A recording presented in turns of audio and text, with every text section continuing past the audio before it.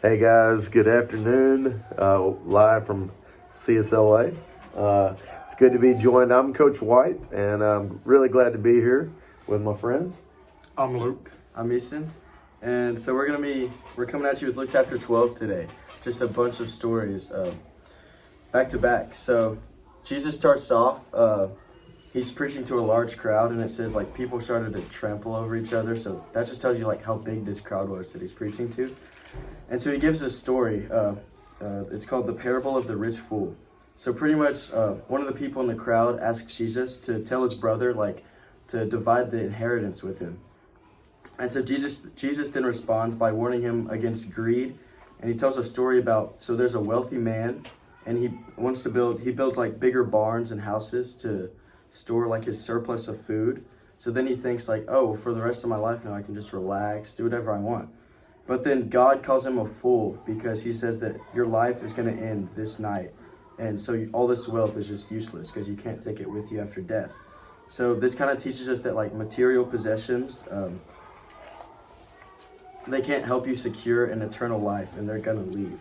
So instead of like trying to be rich with the worldly things, try and be rich toward God and in your faith.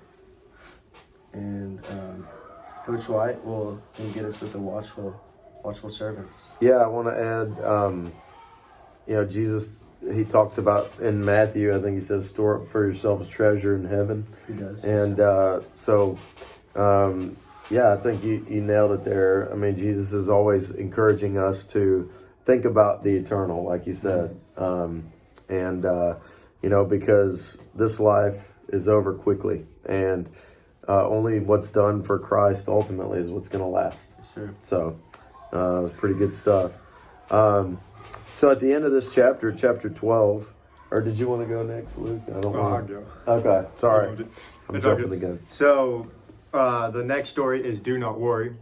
And it says, then Jesus said to his disciples, therefore I tell you, do not worry about your life, what you will eat, or your body, what you will wear.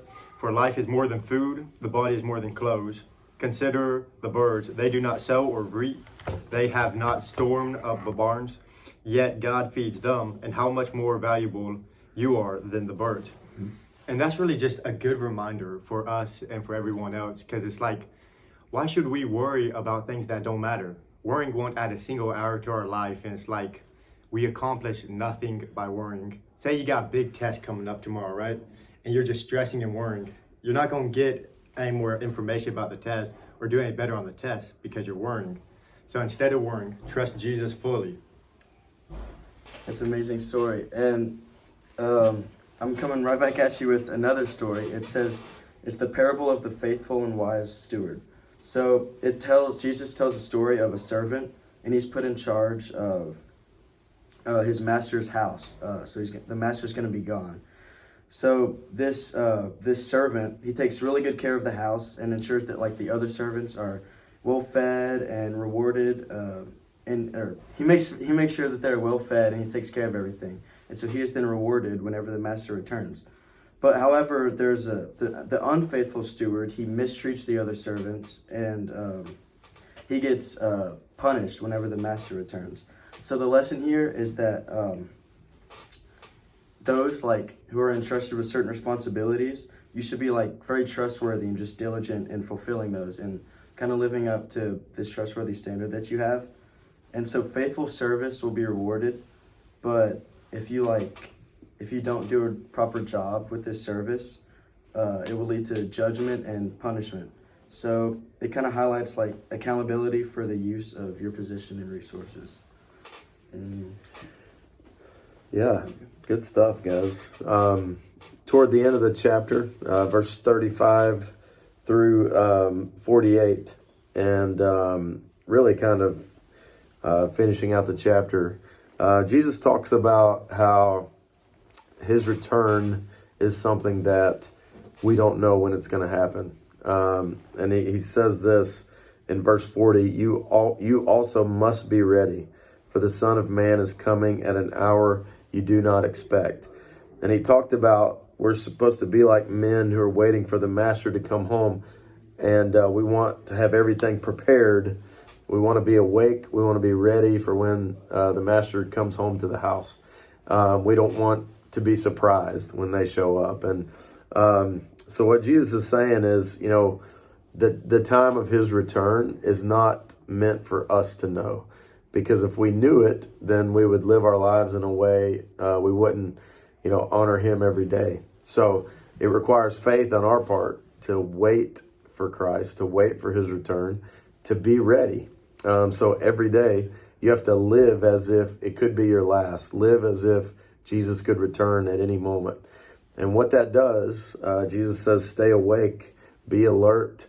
What that does is it adds some, I'd say, it kind of presses you to make sure that every moment that you live is lived with intentionality, that you are, making sure that I'm ready for Christ to return. I'm going to live today as if he is. So I'm going to have those conversations I need to have. I'm going to tell that friend that I've been waiting to tell about Christ. I'm going to do those things that would honor him, because, you know, we don't know if we're going to have tomorrow. We don't know if, Jesus could return at any moment, and we don't want to be surprised at that moment. So, Yes, sir. Great message there. Well, it's just something like, when you think about it, it's really cool, honestly. And I just wanted to finish out.